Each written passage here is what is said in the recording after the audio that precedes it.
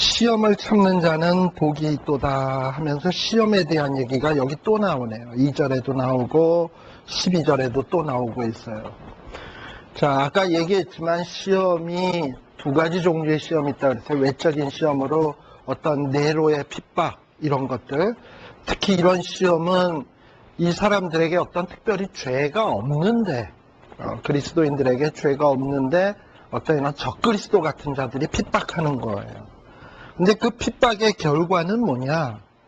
그것을 잘 참고 이겨내면 생명의 면류관, 참 어떤 이런 영광스러운 경지에 이르게 하도록 하기 위한 하나님의 하나의 또 축복의 방편이에요. 그리고 또 하나는 내적인 시험이 있는데요. 그거는 13절에 나오는 내용입니다. 12절에 나오는 시험은 죄랑 관련 없는 그리스도인으로서 올바로 살려고 할 때에 당하는 환난이고, 13절은 그런 어떤 죄 없이 당하는 시험보다는 이 사람이 살기가 어려워지다 보면 어디서 행복을 얻을까 이렇게 막 연구를 하다가 자연히 어디에 마음이 끌리냐면 돈, 그 다음에 쾌락, 어떤 향락 뭐 이런 데로 이제 마음이 끌린단 말이에요. 그래서 어떻게 하면 그걸 얻으면 행복해지지 않을까 하고서는 거기에 막 빨려 들어가요. 근데 돈이 쉽게 벌어지나요? 향락이 자기 원하는 대로 척척 되어지면 얼마나 좋겠어요. 근데 그게 마음대로 되나? 안 되면 그 다음에 사람들은 그 마음속에 뭐가 쌓이기 시작하냐면 불평과 원망이 쌓이기 시작해요. 그리고 불평과 원망이 쌓여지면 그 불평과 원망의 모든 탓을 어떤 자기가 아닌 타인에게 돌리기 시작을 합니다. 예를 들면 돈이 없어요. 나는 왜 이렇게 돈이 없나? 남편을 잘못 만나서, 저 인간 때문에, 이런 식이 된다든지, 아니면은 부모님을 잘못 만나서 이러지 않나, 가자면 나는 왜 이렇게 불행한가, 저 여자 때문에, 이런 식으로 부인 탓, 남편 탓, 조상 탓, 부모님 탓, 형제 탓, 자꾸 탓을 돌린다고요. 그러다가 그 탓이 점점 심해지면 어디에 가냐 하면 하나님 탓으로 가요. 하나님이 나 안 사랑하나 보다. 하나님이 나를 이렇게 대? 그럼 나도 하나님한테 가만히 있을 수 없지? 이런 식으로 간다 이 말이에요. 그게 악한 사람의 죄성이 이렇게 가는 그 패턴이에요. 죄성을 가진 사람이 가는 패턴이에요. 어떤 여러 가지 유혹에 끌려서 자기가 일을 다 그르쳐 놓고서는 모든 잘못의 탓을 다른 사람 탓 혹은 하나님 탓. 우리가 잘 알다시피 창세기에 보면은 아담과 하와가 타락을 딱 하고 참 저주를 받았을 때 아담은 하나님께서 만들어 주셔서 주신 저 여자 때문에 이렇게 돌리고 있잖아요. 결국은 뭐냐면 그거는 여자 탓, 하나님이 만드신 탓이에요. 자긴 잘못 없어. 요게 아주 못해먹은 인간의 본성이에요. 그러니까 내가 지금 여러 가지 어려운 시험들을 만나고 있는데 이 시험도 누구 탓으로 돌리냐면 하나님이 지금 나를 시험한다 라고 생각을 하는 거예요. 자기가 좋은 것 얻으려고 행복 따라가고 돈 따라가고 쾌락 따라가다가 얻은 시험, 여러 가지 만난 시험인데 그건 생각 안 하고 지 잘못한 건 생각 안 하고 다 하나님이 나를 시험한다 이러고서는 하나님 탓을 돌린다 이 말이에요. 그런데 여기 성경에 보면 뭐라고 되어 있냐면 하나님께 시험을 받는다 하지 말지니 하나님은 악에게 시험을 받지도 아니하시고 친히 아무도 시험하지 아니한다. 각 사람이 시험을 받는 것은 뭐 때문이다? 자기 욕심, 돈 벌어보려고 허튼 짓 하다가 향락 얻어보려고 허튼 짓 하다가 마음대로 안 되고 힘들게 되고 어렵게 되니까 하나님이 시험하네, 하나님이 이상한 남편을 주셔서 그러네, 부인을 줘서 그러네, 부모를 줘서 그러네, 어쩌네 저쩌네 이러는데 아니다 이거예요. 그리고 이 야고보는 뭐라고 얘기를 하냐 하면 진짜 행복과 좋은 것과 선한 것은 다 어디에서 오는 거다라고 얘기를 하냐 하면 17절에 보면 가장 좋은 은사와 온전한 선물이 다 어디서부터 온다? 빛들의 아버지께로부터 내려오나니. 그래서 좋은 것은 하나님께로부터 온다라는 것. 이건 지혜예요. 어떻게 보면 요거는 어떤 문학적 장르로 볼 때도 17절에 나오는 내용은 하나의 무슨 이런 잠언, 교훈과 같은 글이에요. 가장 좋은 것은 빛들의 아버지로부터 내려온다. 자, 우리 아까 시험을 당할 때는 몇 절이었죠? 5절. 1장 5절에 보면 시험을 당할 때는 하나님 앞에 기도하라 그랬잖아요. 뭘 달라고 기도해? 지혜를 달라고 기도하라 그랬어요. 그래서 지혜를 구하다 보면 무슨 생각이 떠올라야 되냐 하면 17절이 떠올라야 돼. 지금 내가 여러 가지 형편이 어려워졌어요. 외적으로 핍박당해, 내적으로 돈에 끌려서, 향락에 끌려서 해보긴 다 해봤는데 하나도 되는 게 없어. 그래서 이거 부인 탓아닌가 남편 탓아닌가 마음에 갈등이 많어. 이럴 때 딴 데 가서 막 누구 탓하고 그 문제 해결하려고 하지 말고 하나님 앞에 무릎 딱 꿇고 기도하면서 이 17절을 생각하시라 이 말이죠. 좋은 것이 과연 어디서 오는 건가? 가장 좋은 것은 하나님께로부터 온다라는 것을 딱 받아들이게 되면 설사 시련을 만나도 그 시련이 아니에요. 모든 것이 사도 바울은 빌립보 감옥 여러 가지 돌에 맞고 굶고 얼마나 많은 시험이 있고 시련이 있었습니까?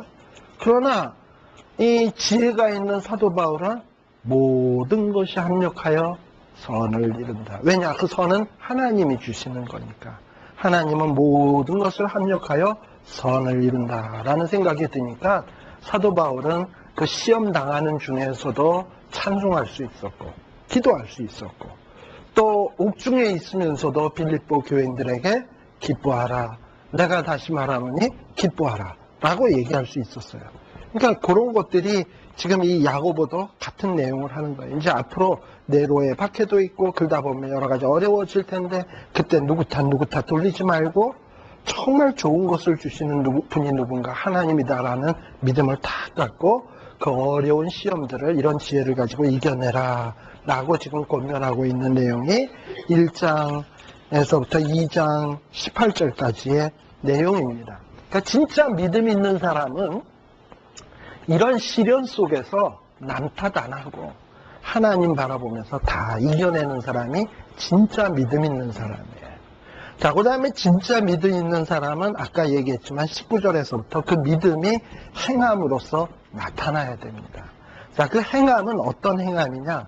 어떤 그 감정에 대한 컨트롤, 아까 성내지 않는 것, 그런 것을 통해서 믿음이 나타나야 돼요. 또 22절 보면 아까도 얘기했습니다만 듣기만 하고 그냥 가만히 있는 사람이 아니라 들은 바대로 행하는 사람. 그 다음에 또 26절 이하에 보게 되면 어떤 말에 있어서도 정말 제어할 수 있는 이런 사람이 특별히 진짜 믿음이 있는 사람이다라는 거예요. 사실 이 19절에서부터 27절의 내용을 이렇게 보다 보면 저는 말하는 사람으로서 어떨 때 굉장히 많이 찔려요. 나는 열심히 말만 하고 다니면서 나는 행하나 이렇게 생각을 해보면 그렇지 못할 때도 있단 말이죠. 그럴 때 참 속상해요. 속상하지만 그렇지만은 또 그 사람의 또 연약함인 걸 어떻게 해요.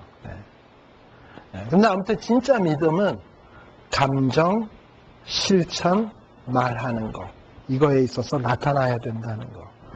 그 다음에 또 참 믿음은 또 2장에 보게 되면 또 어떤 얘기를 하냐면 이거 아까 요 교회 때 이 시대의 초대교회 때 두 번째 문제는 빈부격차의 문제라고 그랬잖아요. 여기 2장에 보게 되면 사람을 외모로 취하는 문제. 특별히 이 빈부 간의 격차가 심하게 되면 부자들은 더 부티를 내려고 애를 써요. 가난한 사람은 더 기가 죽고. 근데 그러다 보니 여기 2절에 보면 회당에 금가락지 끼고 아름다운 옷 입고 들어오는 사람이 있고 더러운 옷 입고 들어오는 사람이 있고 뭐 이렇다 이 말이죠. 그러다 보니 교회에서 이렇게 좀 부티나는 사람은 막 잘 대우하고 빈티나는 사람은 거들떠도 안 보고 뭐 이런다 이 말이에요. 그런데 아까 그 원리가 뭐였습니까? 아무리 가난하고 낮은 사람이고 별 볼 일 없는 사람이지만 그도 예수님의 핏값 주고 사신 분이다 라는 생각을 가져야 한다는 거예요. 네. 그리고 심지어는 여기에 보면 9절에 보면 외모로 사람을 취하면 뭐 하는 거다? 죄를 짓는 거다 라고 이야기를 하고 있습니다. 그러니까 교회에서는 우리가 어떤 사람을 보든지 저 사람은 하나님의 형상으로 지음받은 사람, 저 사람은 예수님이 핏값 주고 사신 분 하면 그게 그 사람에 대한 평가의 모든 거지 그 외에는 생각할 게 없어요. 뭐 어느 학교 나왔냐 그럼 뭐 이렇게 중요해. 그 다음에 뭐 직업이 뭐냐 뭐 이렇게 중요해. 하나도 안 중요해요. 네. 그래서 지금 사도 야고보는 뭐라고 얘기하냐면 5절에 보면 우리 하나님이 부르심을 봐라 이 말이에요. 가난한 자를 택하사 믿음에 부요케 하시고 그리고 그런 자들에게 하나님 나라를 받게 하지 않았느냐. 사실 예수님의 제자들 보면 어부, 세리 뭐 정말 관세 받는 분들 그런 분들인데 근데 자꾸 이렇게 교회가 처음엔 성령에 충만하다 시간이 지나다 보면 어떤 이런 매너리즘에 빠져가지고 어떤 감격에서 일하기보다는 외적인 데 치우치기가 너무 쉬워요. 특히 목사님들도 특히 교회 건축을 할 때 좀 돈 있고 능력 있는 이런 장로님이 오면 마음이 가죠. 그런데 돈도 없고 능력도 사회적으로 볼 때 능력도 없어 보이고 그러면 탁 외면하는 경우도 많고요. 근데 그러면 안 되거든요. 근데 의외로 참 저는 그런 걸 많이 봤어요. 저 사람은 하나도 도움이 될 것 같지 않다라고 나는 생각했는데 나중에 보면 그 사람이 제일 많이 도움되는 경우가 있어요. 그거는 진짜 사람이 겉만 봐서는 모르겠더라고요. 전혀 기대도 안 했던 사람이 가장 큰 힘이 되시는 경우를 참 많이 봤어요. 그러니까 어떤 절대 외모로 사람을 취하는 것은 죄를 짓는 거다라고 이야기를 하고 있습니다. 특별히 요거는 그러면서 이제 여기 뭐라고 얘기했냐면 내 이웃 사랑하기를 내 몸과 같이 하라라고 돼 있잖아요. 사실 내 이웃을 내 몸처럼 사랑하면 율법의 반을 지키는 거예요. 5계명 이후를 다 지키는 거 아닙니까? 그죠? 특별히요, 이제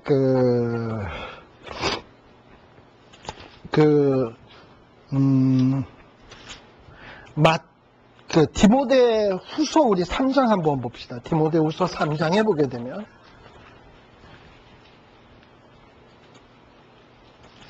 3장 1절에 보게 되면, 자, 지금 사도 바울도 죽기 얼마 직전에 이게 유언적으로 쓰고 있는 말씀이라고 그랬잖아요. 지금 이 디모데는 뭘 바라보고 있는 거냐면, 네로의 박해와 이후에 있을 어떤 그리스도인들이 당할 환난을 바라보는 거예요. 그래서 지금 아마도 이 사도 바울이 이야기하는 말씀은 이중적인 의미를 가질 거예요.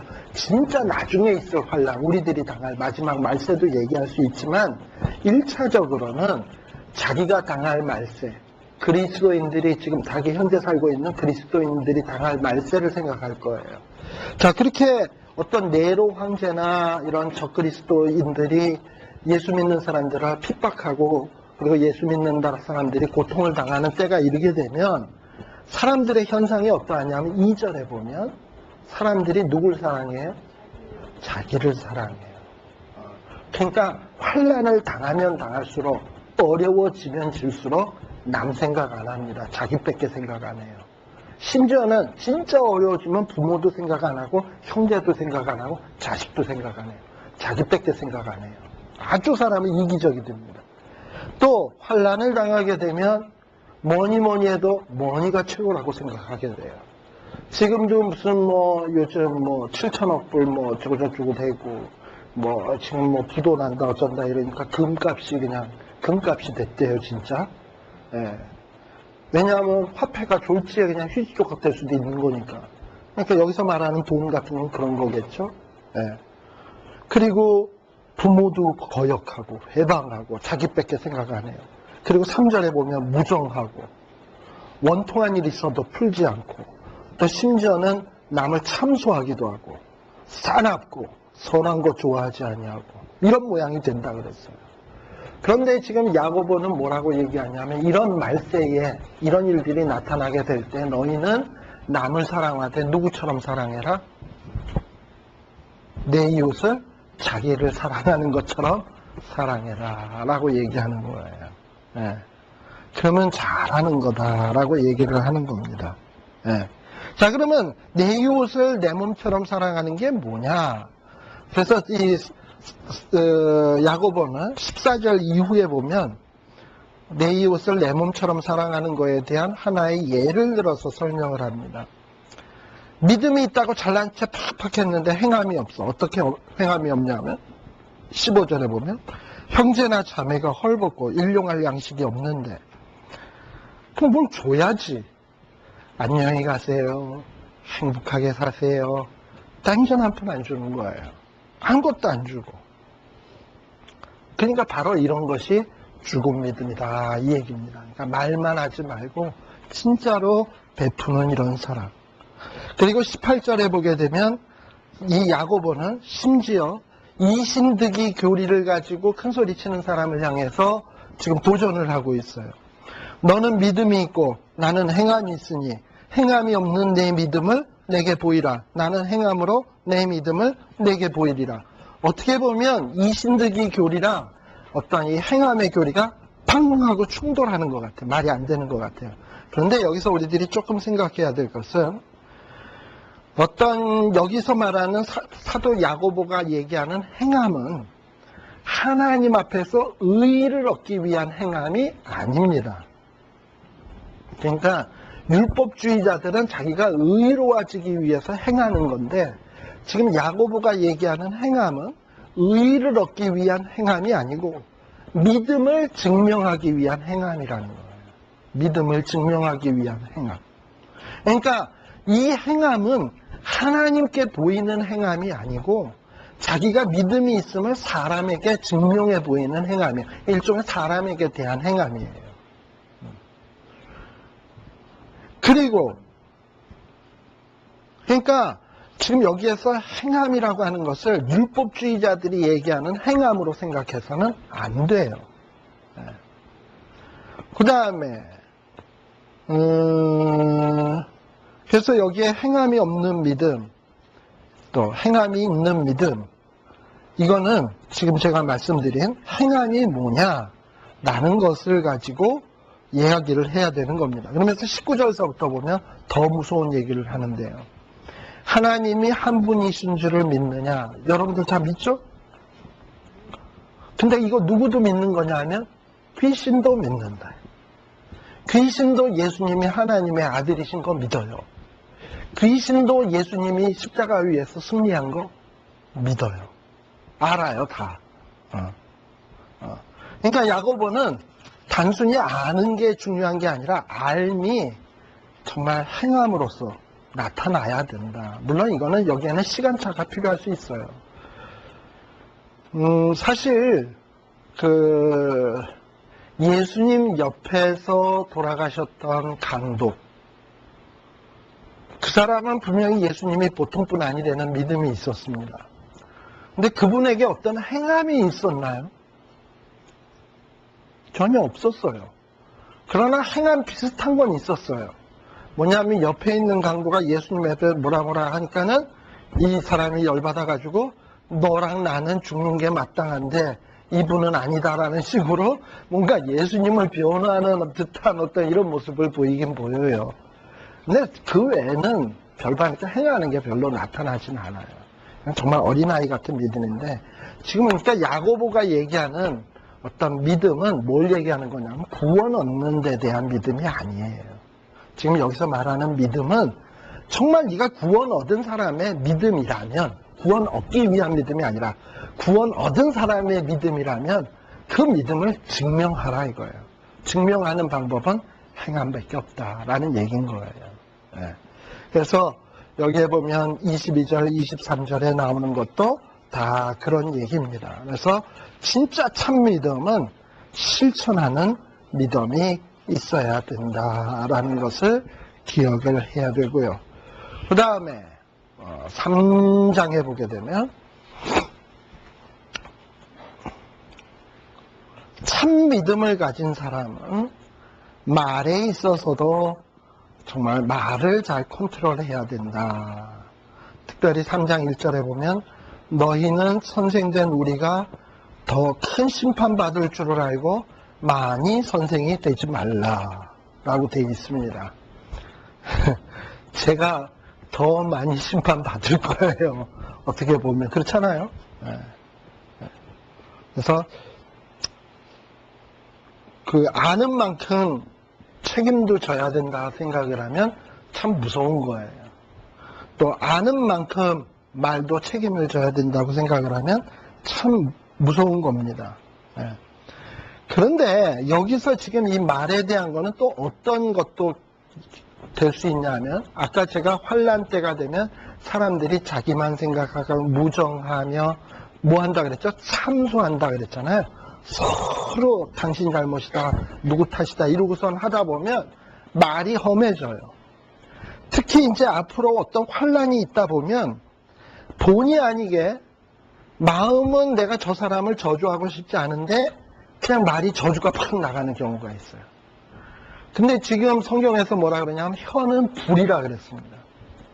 특별히 5절 이하에 보게 되면, 5절 6절에 보게 되면 불을 갖다가 휘발유 팍 뿌려놓는데 던지면 그건 걷잡을 수 없는 것처럼, 암만 내가 혈기로 본의 아니게 내뱉었다 하더라도 내가 컨트롤을 할 수 없는 무지막지한 일들이 벌어질 수 있다는 겁니다. 특히 환난 때는 더 그래요. 사람이 어렵고 힘들 때, 감정이 격해 있을 때, 여러분들 등산 같은 거 가보셨어요? 등산 같은 거 높은 산 올라갈 때 보면은, 특히 뭐 호텔에 가서 자는 게 아니고 텐트 메고 이러다 보면 짐이 얼마나 많아요. 막 20kg 이렇게도 메고 가잖아요. 그러다가 보면 주변에 지친 사람 거 들어주기도 하고 막 이러다 보면 서로 다 지쳐요. 그랬을 때 길 한 번 잘못 들었는데, 그래서 길을 잃어서 헤매다 보면 누구 탓이다 네가 인도 잘못해서 그랬다 어쩌다 저쩌다 하기 시작하면 그냥 그 자리에서 쌈나기 쉽잖아요. 그처럼 이 어려운 상황을 염두에다 두고 생각을 하면 돼요. 근데 예수 믿는 사람들도 어려운 상황이 들면 말이 막 나가. 그리고 또 한편으로는 말 막 나가기도 하지만 9절에 보게 되면 주 아버지를 찬송도 해. 한편으로는 말 막 나가고, 또 한편으로는 형상대로 지음받은 사람을 저주해. 한 입으로 찬송과 저주가 나는도다. 제가 옛날에 그 목회하던 교회가요, 유명한 교회였어요. 나성제일교회라고. 그랬는데 그 교회에서 어디가 갈라졌냐면 빌라델비아 교회, 조천일 목사님 있었던 교회가 갈라져 나왔고요. 조천일 목사님 있던 교회에서 열린문교회 나왔잖아요. 그러니까 제가 있던 교회에서 손주까지 본 교회예요. 그런데 조천일 목사님이 갈라져 나올 때 조천일 목사님을 반대하는 장로님들이 있었고, 또 조천일 목사님을 옹호하는 장로님들이 있었고, 그러니까 교인이 딱 반으로 나눠졌어요. 그래서 교회 안에서 예배를 두 군데서 봐. 서로 만나면 서로 손가락질, 헤어져서는 서로 찬송 불러. 그런 교회 많잖아요, LA에. 그러니까는 참 이런 것들이 아닌데, 그런 것들이 아닌데, 이런 것들이 참 많아요. 근데 저희 진심인지 아닌지 모르겠지만 그 에브리데이 교회의 최홍주 목사님이 이런 얘기를 합니다. 근데 참 일리는 있어요. 교회 안에 싸움이 딱 나면 교회를 아예 재산을 다 정리해가지고 자선단체 혹은 선교단체에다가 다 헌납하고 싸우재. 그러니까 재산 하나도 없는 상태. 아니면 재산을 몽땅 다 교단에다가 헌납을 하고 그리고 싸울 일 있으면 싸우재. 그럼 싸울 일 생길까요, 사실? 그렇게 해놓고 싸우면 싸울 일이 없지. 싸울 일이 없죠. 그래서 자기는 그렇게 하겠대. 만일에 교회가 문제가 생겨서 두 파로 나누어져서 이럴 경우에는 교회 모든 재산권을 교단에다 헌납을 하든지 어떤 선교단체에다 헌납하든지 그 다음에 싸움하기로 그렇게 하겠대요. 뭐 진심인지 어쩐지 모르겠지만은 근데 아무튼 어려운 일들이 생기게 되면 이런 일들이 생긴다 이 말이죠. 서로 욕하고 또 헤어져서는 찬송하고 아마도 이 당시에도 이런 일들이 서서히 조짐이 되었던 것 같습니다. 그 다음에 또 반대로 15절에 보면 지혜는 위로부터 내려온 것이 자 여기에 보면은 그 14절에 나오는 것 독한 시기, 다툼, 진리를 거스려 거짓말하는 것 이것도 머리가 좋아야 해요. 이단 사람들도 사람을 속일 만한 재주가 있어야 돼요. 근데 이런 지혜는 위로부터 내려온 것이 아니요 세상적이요 정욕적이요 마귀적이니 시기와 다툼이 있는 곳에는 요란과 모든 악한 일이 있습니다. 그러니까 열매를 보면 알아.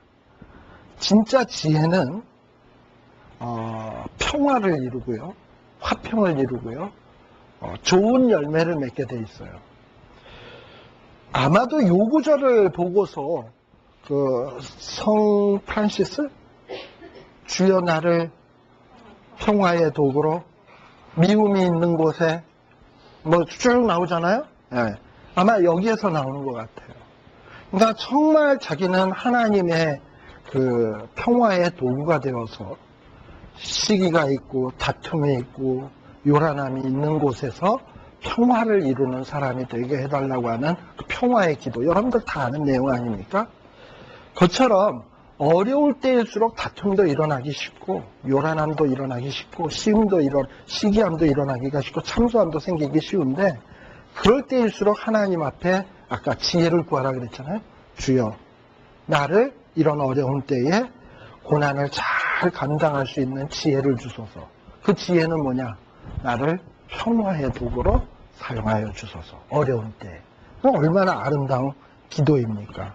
예. 그래서 이런 어떤 것들을 다 어떻게 보면은 장차 있을 환란을 염두에다 두고 하는 말들입니다. 또 4장에 보게 되면 또 환란이 자꾸 생기다 보면 사람들이 아까 디모데후서 3장에 보면 돈을 사랑하며 물질을 사랑한다 그랬잖아요. 그리고 돈이 자기를 환란에서 건져주고 물질이 자기를 보호해 줄 거라고들 생각을 하고 그거 얻으려고 노력들을 합니다. 그런데 성경에서는 뭐라고 얘기하냐? 이렇게 정욕을 쫓아서 원하는 것들. 2절 너희가 욕심을 낸다고 해서 돈이 얻어지냐? 살인하며 시기한다고 얻어지냐? 얻지 못한다 라고 되는 거예요. 왜 얻지 못합니까? 아까 1장 17절에 보면 가장 좋은 것은 하나님으로부터 오는 거거든요. 근데 하나님은 생각하지 않냐고 정욕대로 쓰려고 돈 원하고 정욕대로 쓰려고 물질 원하고 정욕대로 쓰려고 뭐 자기의 어떤 안전을 위해서 하나님 의지하지 않고 뭐 다른 걸 구하면 절대 얻을 수가 없어요. 설사 얻으면 그것이 자기를 삼키는 무기가 되어버리는 거예요. 네. 그래서 지금 여기 4절에서도 간음하는 여자들이요. 뭐 이 여자들이 세상에 나가서 간음하겠습니까? 간음하는 여자라는 것은 지금 이게 영적인 비유예요. 하나님을 사랑해야 되는데 하나님을 사랑하지 않냐고 세상 물질 사랑하는 것.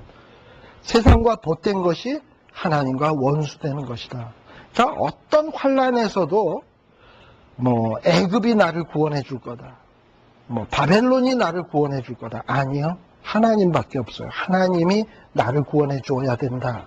가장 좋은 것은 하나님께로부터 오는 거다라는 이런 지혜, 고난 중에 가져야 될 지혜입니다. 근데 많은 사람들이 이걸 잊어버리고 세상 것을 의지하고 하는데 이건 다 하나님과 원수 되는 것이다. 심지어는 하나님을 우리를 얼마나 사랑하시냐 하면 5절에 보면 성령 하나님이 시기하기까지 우리를 사모한대요. 그만큼 우리를 사랑한대요.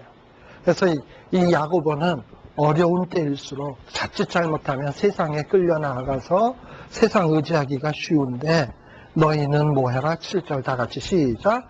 그런즉 너희는 하나님께 순복할지어다. 마귀를 대적하라. 그리하면 너희를 피하리라. 하나님을 가까이 하라. 어려울 때일수록 하나님을 가까이 하라. 그리하면 하나님이 그 어려운 때에 너희를 가까이 하시리라. 그렇잖아요. 이게 얼마나 귀한 얘기입니까? 네. 그리고 슬퍼하며 애통하며 울지어다. 너희의 웃음을 애통으로 너희의 즐거움을 근심으로 바꿀지어다. 자, 이렇게 어려운 일을 당하는 것은 외적인 환난으로도 당하지만은 죄 때문에 당하는 환난도 있다 그랬잖아요. 그래서 여기 8절 중간에 보면 죄 때문에 당하는 환난인 경우엔 죄인들은 어찌해야 되느냐? 손을 깨끗이 해야 돼요. 마음을 성결케 하고.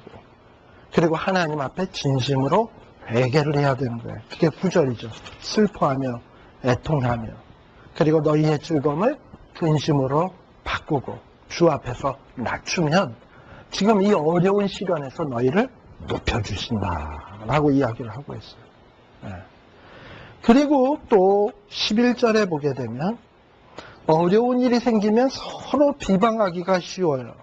그러나 비방하지 말라. 모든 시시비비는 하나님 앞에 맡기라 이 얘기예요. 그 다음에 13절서부터는 얘기는 뭐냐면 사람들이 이렇게 그리스도인들이 외적인 환난을 당하고 핍박을 당하고 경제적으로 어려워지고 이러다 보면 사람들이 어떤 생각을 갖기 쉽냐면 한탕주의. 나 돈을 좀 많이 벌어서 팔자 고쳐봐야 되겠다 하는 마음들이 갖기가 쉽습니다. 근데 이 당시에는 로마가 세계를 정복하면서 유럽을 정복하면서 곳곳에 이 로마가 도로들을 참 많이 놔놨어요. 그래서 도로들을 많이 놔가지고 이 보따리 장수들이 참 많아요. 이 도시에서 물건 갖다가 이 도시에만 있는 물건을 저 도시에다 갖다 팔면 많은 이문들이 남았습니다. 그러다 보니까 지금 여기 13절에 나오는 게 바로 그것이에요. 교회 안에 부자들이 와서 금가락지 끼고 좋은 옷 입고 폼 딱 잡으니까 가난한 자들은 우라가 치밀잖아요. 니만 잘 살아. 나도 이제 요번에 1년 동안 나가서 왕창 한번 벌어서 나도 금가락지 끼고 좋은 옷 입고 한번 와야지 하고서는 지금 그런 사람들이 생긴다 이 말이죠. 그래서 우리도 아무 도시에 가서 거기서 1년을 유하며 장사하여 일을 벌이라 하는 자들아. 그러면서 무슨 얘기를 하냐면 내일 일은 너희가 알지 못하는도다. 그러니까 좋은 것은 하나님이 허락해야 오는 것이지 내가 아무리 날고 기고 뛴다 하더라도 하나님이 노하면 주지 않는다는 거 명심하십시오. 네. 그래서 15절에 보면 주의 뜻이면 우리가 살기도 하고 이것저것을 하리라 할 것이오늘. 네. 주의 뜻이면 이것저것을 하게 돼 있지 우리가 뭘 하겠다 하는 것은 다 허탄한 것이고 없어질 것들이에요. 그리고 5장에서는 아까 부유한 자들하고 가난한 자의 비교를 하고 있습니다. 특별히 당시에 이 부자들은 말이죠. 어떤 일들을 벌였냐면은 날마다 집에서 잔치들을 했대. 돈 많은 사람들은. 그래가지고 잔치들을 하면서 요리사도 특별히 고용을 해가지고 그 각종 맛있는 음식들을 요리해서 내보내게 하고 심지어는 이제 손님을 초대해서 잔치를 했는데 음식을 먹었는데 맛이 없었다. 그러면 그 맛없는 책임을 누구한테 다 뒤집어 씌우냐면 요리사한테 뒤집어 씌워서 요리사한테 벌금을 받아냈대. 그만큼 이 부자들이 악랄하고 치사했대요. 자기네들의 쾌락을 위해서는 얼마든지 자기 밑에 있는 사람들을 이렇게 밟았다는 겁니다. 그리고 또 이 당시에 부자들은 부인을 또 여럿 거느렸대요. 일부 다처. 그래가지고 일부 다처를 유지를 하려면 얼마나 많이 돈이 들겠습니까? 그러면서 그 돈이 들려니까 그 돈을 누군가에서 얻어내야 될 거 아니에요. 그 얻어내는 방법이 뭐냐 하면 4절, 5장 4절. 5장 4절에 보면 보라 너희 밭에 추수한 품꾼에게 주지 아니한 싹이 소리 지르며 추수한 자의 우는 소리가 만군의 주의 귀에 들렸도다. 너희가 땅에서 사치하고 연락하여 도살의 날에 너희의 마음을 살찌게 하였도다. 여러분들 그 로마의 말기에 그 로마의 그 귀족들이 그 무슨 이런 목욕탕 같은 데서 옷 하늘하늘 옷 입고 잔에 뭐 포도에 이런 거 다 들고 우아하게 먹는 장면들 나오잖아요. 그 사람들 우아하게 먹게 하기 위해서 거기서 일하는 사람들은 뼈가 빠지는 거예요. 그들이 그 먹는 것을 위해서 추수해서 곡식을 걷어서 품값을 바치는 사람은 품삯을 못 받아. 이런 일들이 생겼다 이 말이에요. 근데 그런 귀족들 가운데도 뭐가 있냐면 그리스도인들이 있는 거예요. 야고보가 볼 때. 그냥 너무 고약한 거지. 그리고 교회 안에서 가락지 끼고 폼 잡고 이러고 나타나고. 저는 참 교회 하면서 하나 속상했던 게 있는데요. 그 주일날 비즈니스 하는 분인데 주일날 문 좀 닫지, 안식일날. 근데 자기 교회 나오기 위해서 그 교회에 고용인으로 일하는 분이 있는데 그분은 주일날 일하게 하고 자기는 주일날 교회에 와. 그럼 무슨 신보야? 아무튼 좀 그런 일들이 있는 거는 참 보면 그래요. 근데 쉽지 않은 일인 줄은 아는데 근데 믿음이 뭡니까? 내 믿음을 보이라 했을 때 믿음이 뭡니까? 하나님이 안식일을 기억하여 그날을 거룩하게 지키라 했으면 그대로 지키면 하나님이 축복하실 줄 믿고 곱빼기로 주실 걸 믿고 하는 거지 뭐. 그게 믿음이지. 그거 주일날 하면 커스터머들 다 떨어진다고. 물론 그럴 수 있죠. 주일날 가게를 왔는데 문이 닫았어. 이 가게 없으면 다른 식당 없냐? 뭐 이 가게 아니면 다른 가게 없냐고 딴 데 가다 보면 손님이 딴 데 갈 수도 있겠지만 그 배짱으로 가면 하나님이 더 붙여주실 것 같은데 그렇지 않나요? 그런데 이 당시에도 보면 품꾼에게 싹을 띄워먹고 이러면서 부자들이 자기네들만 얼만큼 썩었냐 하면은 여기 보면 2절에 보면 재물이 썩어요. 어떻게 재물이 썩을 수가 있습니까? 또 너희의 옷은 좀 먹었고 그 다음에 너희의 금과 은은 녹쓰는 게 아니잖아. 그러니까 이 지금 금과 은이 녹슬었다고 하는 것은 굉장히 지금 과장해서 표현하는 거예요. 이만큼 자기도 쓸 것 아니면서 그냥 들이다 쌓아놓기만 하고 남에게 베풀지는 않고 이런 것들.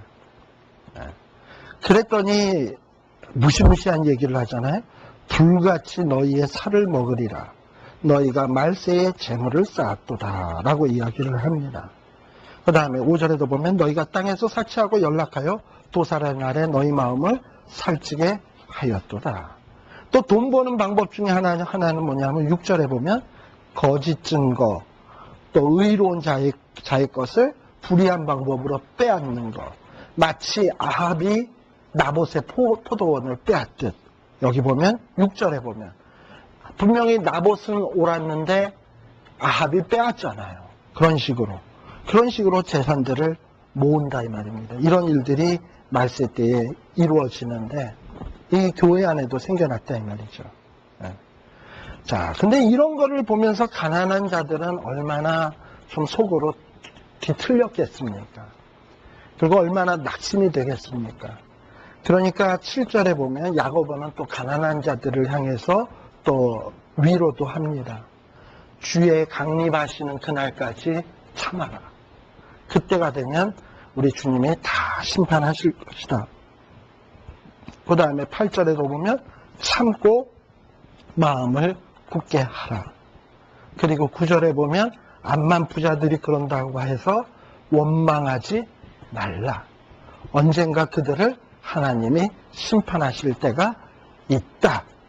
그리고 10절에도 보면 이런 어려운 때일수록 선지자들로 고난과 오래 참음에 돈을 삼아라. 인내하는 자가 복되다. 이러면서 권면을 하고 있어요. 그리고 또 진정한 믿음을 가진 자라면 13절서부터 보면 자기 고난에 대해서도 이렇게 인내하고 참아야 되지만 남의 고난에 대해서도 나 몰라라 하면 안 된다 이거예요. 남의 고난 당하는 자가 있으면 그 사람을 위해서 기도하고, 그리고 또 14절에 보면 병들어서 고난하는 자들이 있으면 그들을 위해서 장로님들 청해서 또 위해서 기도해 주고, 그러면서 어떤 고난 당한 사람들도 돌아보라 했어요. 특별히 기도로서 돌아봐라 라고 했어요. 그리고 19절에 보면 미혹하여 진리를 떠난 자들.